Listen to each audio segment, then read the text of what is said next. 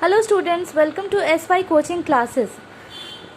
आज हम लोग पढ़ेंगे कि एक अनबैलेंस्ड केमिकल इक्वेशन को कैसे सॉल्व किया जा सकता है बहुत आसानी से, बहुत झटपट से।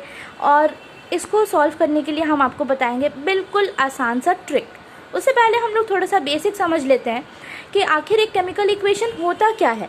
एक केमिकल इक्वेशन क्या है कि सिंबॉलिक रिप्रेजेंटेशन, हम लोग बुकिश लैंग्वेज में आपको नहीं समझाएंगे क्योंकि जानते हैं कि बुकिश लैंग्वेज बहुत बोरिंग होता है और आपको बहुत ज़्यादा बिल्कुल अच्छा नहीं लगता पढ़ने में, रटने में।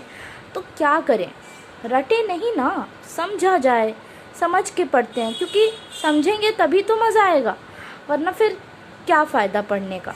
तो हम लोग जल्दी से समझते हैं कि केमिकल इक्वेशंस होता क्या है। अपने भाषा में हम लोग इसको समझते हैं, कोई बुकिश लैंग्वेज नहीं, कुछ नहीं। बस हम थोड़ा सा बुकिश लैंग्वेज ऐड करेंगे ताकि आपको उस चीज़ का मतलब समझा सके, उस बुकिश लैंग्वेज का थोड़ा सा डिकोडिंग हो सके। ठीक है स्टूडेंट्स, तो आप प्लीज़ थोड़ा बोर मत होइएगा, आपको हम समझा देते हैं इसका मतलब।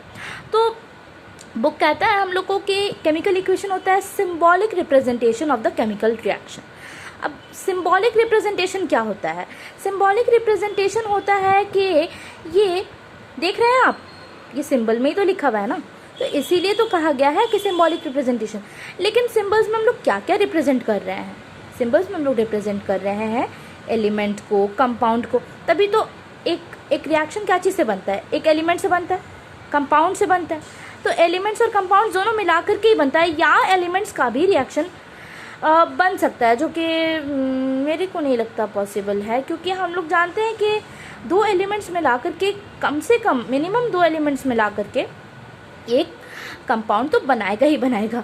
तो कभी भी पूरे रिएक्शन में हम लोग एलिमेंट्स नहीं देख सकते हैं, एक तो कंपाउंड रहेगा ही रहेगा उसमें, क्योंकि दो एलिमेंट्स तो मिला करके ही तो एक कंपाउंड बना रहा है, उसी का ही तो रिएक्शन हो रहा है ना। तो हम लोग देख रहे हैं कि ये केमिकल इक्वेशन एक, हम तो आपको बता दिए कि सिंबॉलिक रिप्रेजेंटेशन का मतलब, लेकिन बोल रहा है कि symbolic representation of the chemical reaction. लेकिन केमिकल रिएक्शन क्या होता है? अब वही तो एलिमेंट से ही तो केमिकल रिएक्शन बन रहा है। एलिमेंट जो एडिशन हो रहा है एलिमेंट का, या एडिशन या कॉम्बिनेशन हो रहा है, या कुछ भी डिकम्पोजिशन हो रहा है, बहुत सारे टाइप का होता है। तो वो सब जब एक दूसरे से लड़ाई करते हैं, झगड़ा करते हैं, तो क्या बनाते हैं? एक प्रोडक्ट बनाते हैं, एक कंपाउंड बनाते हैं। प्रोडक्ट में ज़रूरी नहीं है कि प्रोडक्ट में आपका एक कंपाउंड ही बने। अगर यहाँ पर अगर हम लोग एक बड़ा सा एक, जैसे कि यहाँ सेकंड वाला देख लीजिए कि NaHCO3, ये है ना एक बड़ा सा कंपाउंड, हम लोग इसको डिकम्पोज करें, तोड़ें, तो हम लोग को प्रोडक्ट में इसका क्या मिल जा रहा है? प्रोडक्ट में इसका हम लोग को भाग भाग कर करके इसका ही कंपाउंड मिल जा रहा है ना। तो क्या होता है कि एक केमिकल इक्वेशन का हम आपको केमिकल रिएक्शन बता रहे थे। तो केमिकल रिएक्शन जो है वो क्या होता है कि एक वर्डेड फॉर्म में हम लोग लिखते हैं ना, वर्डेड फॉर्म में। जैसे कि ये क्या होता है वर्डेड फॉर्म में? Hydrogen plus iodine gives hydrogen iodide. बहुत लोग को तो HI का मतलब भी नहीं मालूम होगा कि इसको हाइड्रोजन आयोडाइड कहते हैं। लेकिन हम लोग क्या किए, कितना सिंप्लीफाई कर दिया इसको केमिकल इक्वेशन के फॉर्म में लिख करके, है ना। उसी केमिकल रिएक्शन को इतना बड़ा बोलते हैं, hydrogen plus iodide plus iodine gives hydrogen iodide. Simply हम लोग इसको क्या बोल दिए? H2 plus I2 gives HI। अब हम लोग जान लेते हैं स्टूडेंट्स, तो हम लोग इसका बेनिफिट जान लेते हैं केमिकल इक्वेशन लिखने का। इसका बेनिफिट क्या हुआ? सबसे पहला आप देख सकते हैं कितना गैप है यहाँ पर, तो आप देख रहे कितना स्पेस बचा दिया ये मेरा। यहाँ हम हाइड्रोजन लिखते हैं, यहाँ आयोडीन लिखते हैं, फिर यहाँ हाइड्रोजन आयोडाइड लिखते हैं, कितना बड़ा हो जाता है ये, है ना। तो हम लोग इसको छोटे छोटे करके आराम से बहुत सारा गैप्स के साथ कितना सारा स्पेस बचा दिया, है ना, और कितना ज़्यादा टाइम भी बचा दिया, इतना जल्दी जल्दी बोल दिया क्या? H2 plus I2 gives HI, है ना। कितना सिंपल है। तो ये सब तो बेसिक स्टूडेंट्स, ये आपको क्लास 6 क्लास 7 सब में पढ़ाया जाता है। और अभी अभी आप लोग जिन लोग क्लास 8 में बिल्कुल फ्रेश कदम रखे हैं, बिल्कुल क्लास 8 में बिल्कुल न्यू आए हैं, और अगर आप लोग को बिल्कुल भी आइडिया नहीं है कि केमिकल इक्वेशंस कैसे सॉल्व किया जा सकता है, कैसे बैलेंस किया जा सकता है, तो आप बिल्कुल भी घबराएं ना, बिल्कुल भी इसको रॉकेट साइंस ना समझें, क्योंकि बहुत झट से, बहुत आसानी से हम आपको ट्रिक बताने वाले हैं कि कैसे करके इसको सॉल्व किया जा सकता है। बहुत आसान है स्टूडेंट्स। तो हम लोग अभी बेसिक में ध्यान दे रहे थे। केमिकल रिएक्शन और केमिकल इक्वेशन का मतलब हम आपको समझा दिए। केमिकल रिएक्शन का मतलब आपको बताए कि ये पूरा ये जो रिप्रेजेंट कर रहा है क्या, H2 + I2 गिव्स HI, ये एरो को ना गिव्स बोलते हैं, इसको HI बोलते हैं। तो ये क्या है, ये हम लोग जानते हैं कि इसका जो लेफ्ट हैंड साइड है यानी कि LHS, इसको हम लोग कहते हैं रिएक्टेंट्स। क्योंकि रिएक्शन में दो रिएक्टेंट या 3 रिएक्टेंट जितना भी रहेगा, यही दोनों तो एक दूसरे के साथ रिएक्ट करके, क्योंकि ये रिएक्ट कर रहा है इसलिए इसका नाम क्या है, रिएक्टेंट्स। तो इसलिए एक दूसरे के साथ लड़ाई कर रहा है, झगड़ा कर रहा है, जो भी कर रहा है, और मिलकर के एक प्रोडक्ट बना रहा है। तो बना रहा है एक चीज़ हम लोग को दे रहा है। तो हम लोग फैक्ट्री में क्या मैन्युफैक्चर करते हैं स्टूडेंट्स, प्रोडक्ट्स।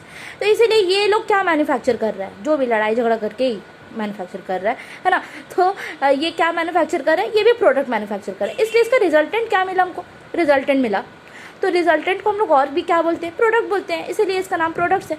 और प्रोडक्ट कौन से साइड में है स्टूडेंट्स, प्रोडक्ट है बिल्कुल सही RHS के साइड में, राइट हैंड साइड में।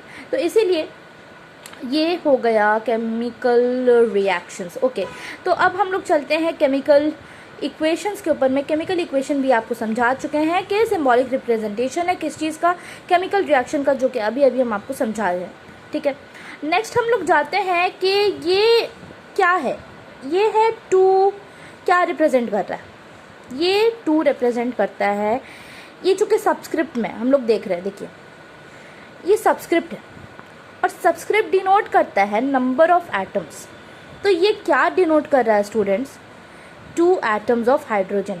ठीक, अच्छा, और अगर इसका उल्टा होता, ऑपोजिट, यानी कि जस्ट इसके ऊपर में अगर हम लोग कुछ लिखते हैं यहाँ पर ऊपर में, तो हम लोग इसको क्या बोलते हैं स्टूडेंट्स, सुपरस्क्रिप्ट बोलते हैं, राइट।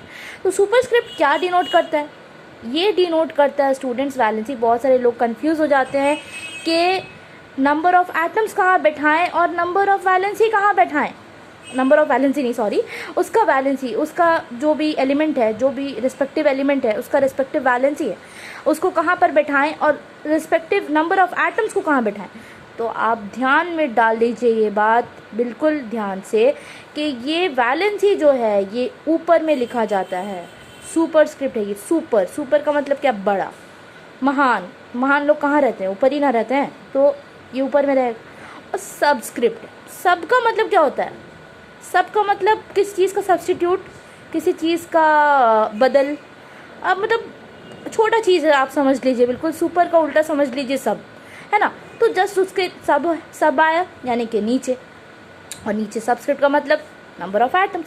तो यहाँ हम लोग यहाँ पर देखिए, यहाँ पर ये जो है कुछ अगर नहीं लिखा हुआ है या अगर कुछ लिखा हुआ भी है यहाँ पर, तो ये वाला जगह जो इसके बगल वाला है, ये क्या डिनोट करता है, ये डिनोट करता है number of molecules, right, number of molecules denote करता है।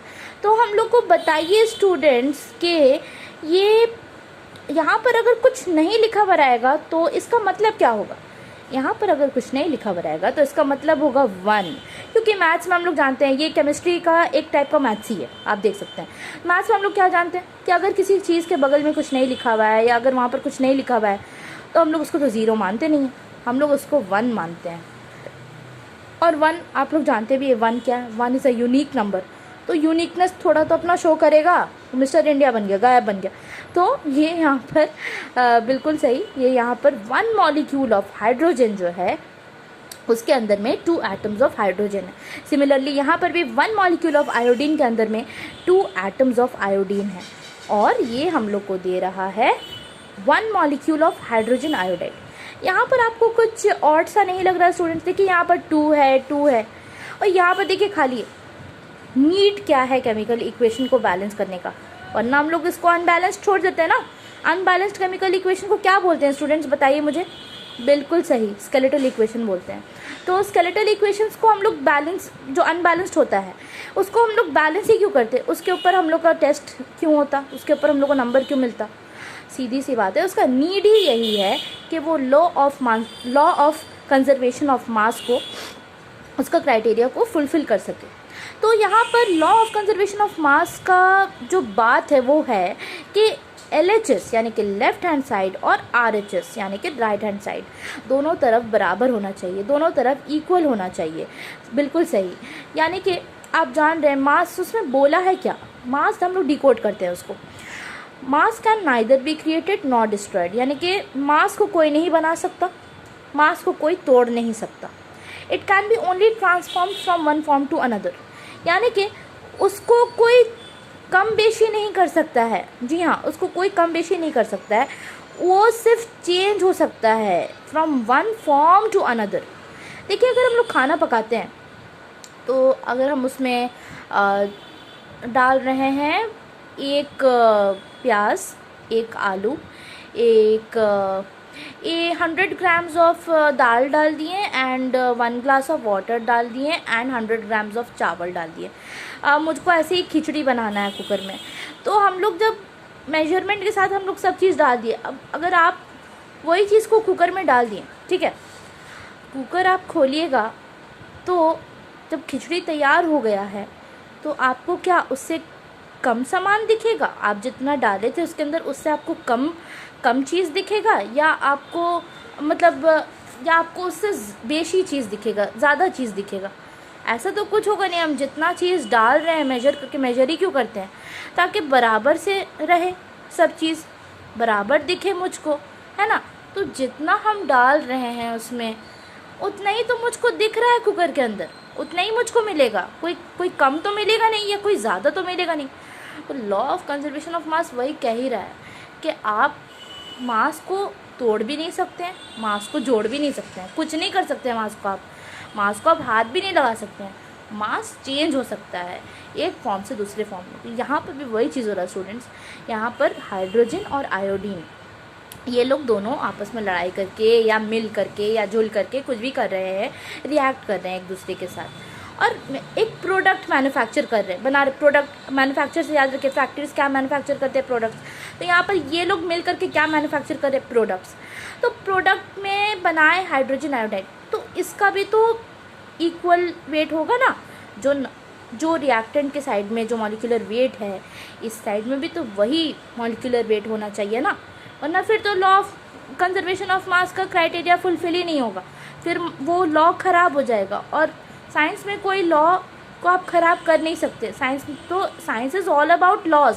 साइंस में आपको लॉ के हिसाब से चलना ही पड़ेगा, वरना फिर लॉ बनाया ही क्यों गया था, है ना। तो इसीलिए वो लॉ ख़राब ना हो, इसीलिए वो ये नीड है कि हम लोग केमिकल इक्वेशंस को बैलेंस करें। चलिए स्टूडेंट्स, अब हम लोग जल्दी से सॉल्व करते हैं इसको। हम पहला वाला देखिए, आपको सॉल्व करके दिखाए हैं। एक ट्रिक है, क्या ट्रिक है सुनिएगा। हम लोग दोनों साइड में ना क्या करेंगे, काउंट करेंगे। रिएक्टेंट्स के साइड में, प्रोडक्ट्स के साइड में, चलिए LHS के साइड में, RHS के साइड में हम लोग काउंट करेंगे। क्या काउंट करेंगे? नंबर ऑफ़ एटम्स और नंबर ऑफ़ मॉलिक्यूल। देखिए कुछ यहाँ पर नहीं लिखा हुआ है तो प्लीज़ आप दिमाग में डाल लीजिए कि अगर यहाँ पर कुछ नहीं लिखा हुआ है, अगर समझ लीजिए नीचे में अगर कुछ नहीं लिखा हुआ है या अगर ऊपर में कुछ नहीं लिखा हुआ है इसके बगल में, इसका मतलब ही यही है स्टूडेंट्स कि ये 1 है। ठीक है, दिमाग में डाल लीजिए, बिल्कुल दिमाग में आप घुसा लीजिए इसको कि अगर यहाँ पर कुछ भी नहीं लिखा हुआ है तो इसका मतलब ये 1 मॉलिक्यूल है, और यहाँ पर भी कुछ नहीं लिखा हुआ है यानी कि ये 1 एटम। पहले हम लोग इसको समझ लेते हैं कि H2 क्या बता रहा है, यानी कि 2 atoms in 1 molecule of hydrogen. कुछ नहीं लिखा हुआ है, कुछ नहीं लिखा हुआ है स्टूडेंट्स, यानी कि ये 1 है। ठीक है, यहाँ पर भी वही चीज़ हुआ स्टूडेंट्स, यहाँ पर भी 2 एटम्स है इन 1 मॉलिक्यूल ऑफ आयोडीन। पर स्टूडेंट्स यहाँ पर देखिए, यहाँ पर 1 एटम ऑफ हाइड्रोजन है, 1 एटम ऑफ आयोडीन है। यहाँ पर देखिए स्टूडेंट्स कितना अलग हो रहा है ना, कितना गड़बड़ हो रहा है। देखिए यहाँ पर 2 लिखा हुआ है, यहाँ पर कुछ भी नहीं लिखा हुआ है। तो हमको तो इसको बराबर करना है, तो बराबर करना है तो हमको इसको बैलेंस करना पड़ेगा। और हम लोग नंबर ऑफ़ एटम्स में कोई चीज़, एक और चीज़ आप अपने दिमाग में डाल लीजिए स्टूडेंट्स, कभी भी नंबर ऑफ़ एटम्स में हम लोग बैलेंसिंग नहीं कर सकते। हम लोग हमेशा नंबर ऑफ़ मॉलिक्यूल्स, तो मॉलिक्यूल्स ना लिखे ना यहाँ पर, मॉलिक्यूलर नंबर ही ना लिखे यहाँ पर, क्योंकि ऊपर में जो भी लिखाता है वो जो साइड में, या ऊपर में तो बैलेंस ही लिखाता है, सॉरी, साइड में जो भी चीज़ लिखाता है वो नंबर ऑफ़ मॉलिक्यूल्स को डिनोट करता है। देखिए हम आपको यहाँ पर लिख करके बता चुके हैं। तो यहाँ पर भी वही हो रहा है स्टूडेंट्स, यहाँ पर भी हम क्या करेंगे, कभी भी नंबर ऑफ़ एटम्स को चेंज नहीं करेंगे, मतलब उसको हाथ नहीं लगाना है मुझको। आप सिर्फ बगल में जो उसके साइड में जो लिखाएगा ना, सिर्फ वहीं पर ही आप बैलेंस कर सकते हैं बस, और आपको एटम को छेड़छाड़ भी नहीं करना है। हाँ, तो यहाँ पर देखिए, यहाँ पर यहाँ 1 मॉलिक्यूल है हाइड्रोजन का, जिसके अंदर 2 एटम्स ऑफ हाइड्रोजन है। 1 molecule of iodine, 2 atoms of 1 molecule of iodine के अंदर 2 एटम्स ऑफ आयोडीन है। यहाँ पर 1 मॉलिक्यूल ऑफ 1 कंपाउंड है ना, ये एक कंपाउंड है ना, इसका नाम क्या है, हाइड्रोजन आयोडाइड। चलिए हम यहाँ पर लिख दें, चलिए लिख देते हैं, ये है हाइड्रोजन आयोडाइड, जो कि एक कंपाउंड है। ठीक है, तो ये क्या है, ये 1 मॉलिक्यूल रिप्रेजेंट कर रहा है। ये चूँकि कंपाउंड है तो ये एक 1 सिंगल यूनिट की तरह बिहेव करेगा ना, तो हम लोग इसको कहेंगे कि ये दोनों का जो मॉलिक्यूल है नंबर है, ये दोनों का मॉलिक्यूल नंबर 1 है। क्योंकि एक कंपाउंड, आप एक और चीज़ दिमाग में ध्यान में रख लीजिए स्टूडेंट्स के, ये जो कंपाउंड जो होता है ना, उसका जो भी एलिमेंट्स उसके अंदर रहता है ना, उसके साइड में जो भी नंबर लिखा रहता है, यानी कि अगर देख लीजिए यहाँ पर ये 2HI हम लिखे हैं इसको बैलेंस करने के लिए, तो देखिए यहाँ पर हम 2H, इसका मतलब ये नहीं कि यहाँ पर सिर्फ 2 मॉलिक्यूल्स ऑफ हाइड्रोजन को डिनोट कर रहा है, नहीं स्टूडेंट्स, ये साथ में 2 मॉलिक्यूल्स ऑफ आयोडीन को भी डिनोट कर रहा है। यहाँ पर जो बगल में या साइड में जो भी नंबर लिखा हुआ होगा ना स्टूडेंट्स, कोई भी कंपाउंड का, ये ना एज अ होल, क्योंकि कंपाउंड हम लोग जानते हैं एक सिंगल यूनिट की तरह बिहेव करता है, तो इसीलिए एज अ होल ये दोनों के लिए जितना भी इसके अंदर एलिमेंट्स होगा, यहाँ पर 2 एलिमेंट है मेरे पास, तो यहाँ पर जितना भी एलिमेंट्स होता मेरे पास, हम उसके लिए जो नंबर ऑफ मॉलिक्यूल्स होता वो यही होता। तो यहाँ पर देखिए स्टूडेंट्स, हम लोग काउंट करेंगे। अब देखिए यहाँ पर 2 है ना, यहाँ पर देखिए यहाँ पर भी 2 है, तो हम लोग सिंपली यहाँ पर 2 लगा देंगे। देखिए 2 लगा दिया हम, यहाँ पर 2 लगा दिए, 2। देखिए अब हम लोग वापस से काउंट कर लेते हैं चेकिंग के लिए। एक काउंटिंग करते हैं हम लोग बैठाने के लिए, बैलेंस करने के लिए, और एक दूसरा बार काउंटिंग करते हैं हम लोग किस लिए, चेकिंग करने के लिए कि हम लोग सही किए हैं कि नहीं। देखिए यहाँ पर 2 है हाइड्रोजन। अब हम लोग यहाँ पर एटम्स और मॉलिक्यूल्स नहीं काउंट करेंगे, डायरेक्ट काउंटिंग करेंगे। ठीक है, कोई ज़रूरत नहीं है आपको एटम्स और मॉलिक्यूल्स को अलग अलग से काउंट करने का, क्योंकि टोटल हम लोग को इसका जो वेट है ना दोनों साइड का, रिएक्टेंट्स और प्रोडक्ट्स का, इसको हम लोग को बराबर करना है। तो यहाँ पर देखिए स्टूडेंट्स, यहाँ पर 2 एटम्स ऑफ सॉरी नहीं, यहाँ पर हम लोग सिर्फ काउंट करेंगे। देखिए 2H है यहाँ पर, यानी कि 2 हाइड्रोजन है, यहाँ पर 2 आयोडीन है, तो यहाँ पर भी देख लीजिए 2 हाइड्रोजन है, 2 आयोडीन है, यानी कि ये बिल्कुल सही है। तो देखिए कितना आसानी से हम लोग का फर्स्ट इक्वेशन सॉल्व हो गया। अब स्टूडेंट्स देखिए हम लोग दूसरा इक्वेशन सॉल्व करेंगे। दूसरा इक्वेशन हम लोग देखिए NaHCO3। और एक और बात स्टूडेंट्स, अपने दिमाग में एक और बात डाल लीजिए, कभी भी एग्ज़ाम में क्वेश्चन तो कॉपी करिए जैसे भी आपको मन है, बट आप आंसर जब लिखिएगा तो सबसे पहला काम यही करिएगा केमिकल इक्वेशन को बैलेंस करने के लिए कि पहले तो आप पूरा क्वेश्चन उतारिएगा, और क्वेश्चन को प्लीज़ देखिए कितना गैप हम छोड़ रहे हैं यहाँ पर। गैप हम क्यों छोड़ रहे हैं?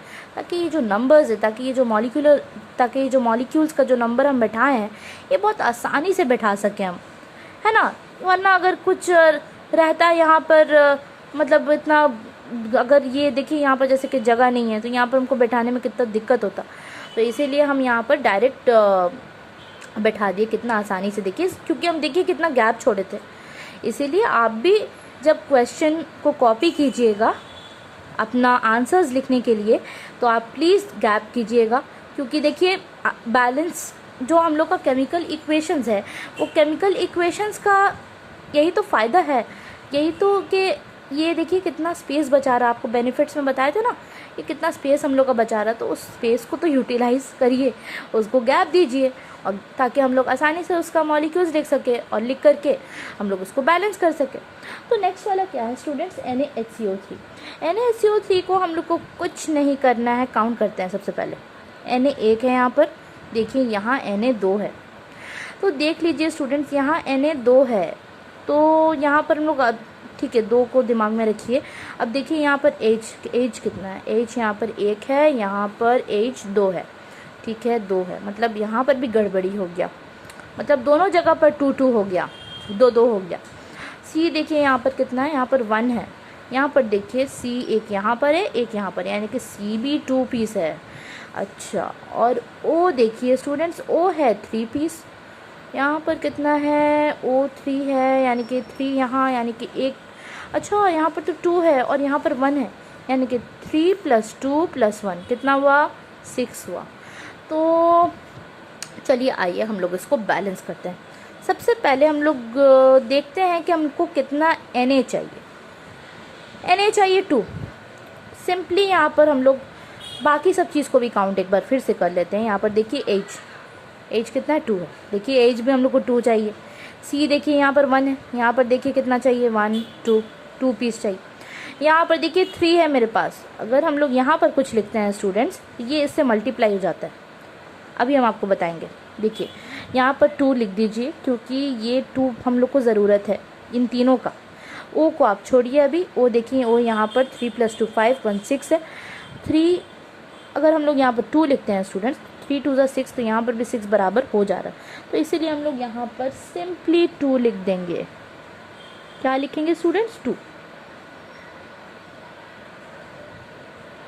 देखिए 2 लिख दिया हम। देखिए 2 लिख दिए। देखिए स्टूडेंट्स, चेक करते हैं वापस से। 2Na है, 2Na है, ठीक है। 2H है, 2H है, ठीक है। 2C है, 1 2, हाँ 2C है बिल्कुल। 3 2 6। देखिए यहाँ पर क्या होता है कि यहाँ पर हम लोग जब बैलेंस करते हैं ना, तो ये चीज़ का भी तो मतलब है। नंबर ऑफ़ एटम्स को भले हम लोग यहाँ पर छेड़छाड़ नहीं करते हैं, बैलेंस नहीं करते हैं दोनों साइड में, है ना, बट इसका जो योगदान है वो क्या है। इसका योगदान यही है कि ये से जाकर के, ये नंबर ऑफ़ मॉलिक्यूल से जाकर के मल्टीप्लाई हो जाता है। यानी कि अगर देखिए यहाँ पर 3 है, यहाँ पर कुछ नहीं है, यानी कि यहाँ पर 1 है ना, तो ये 3 1 3 रहता है, यानी कि 3 एटम्स ऑफ ऑक्सीजन ही रहता, यानी कि 3 पीस ऑक्सीजन रहता है यहाँ पर। सीधे यही चीज़ डाल लीजिए। एटम्स और मॉलिक्यूल्स में गिनने का ज़रूरत नहीं है, आप सिर्फ नंबर्स गिनिए। यहाँ पर देखिए 3 है, 3 1 3, यानी कि 3 पीस ऑक्सीजन है। तो यहाँ पर देखिए कि 2NaHCO3, देख लीजिए यहाँ पर 2Na है, बिल्कुल मिल गया मुझको। 2H है, देखिए यहाँ पर 2H मिल गया। और यहाँ पर 2C है, 1 2, देखिए 2C भी मिल गया मेरे को।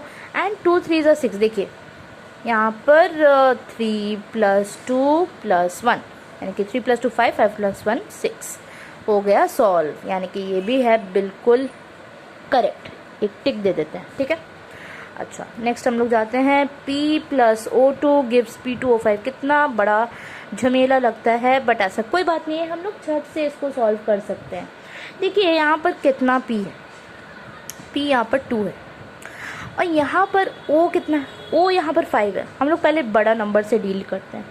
हम लोग चाहते हैं ना स्टूडेंट्स कि हम लोग इसको थोड़ा सा इवन नंबर में रखें, ठीक है, ऑड में नहीं जाते हैं। जो टोटल पीस हम लोग जो लगाते हैं ना, यहाँ पर 1 पीस P है, 2 पीस P है,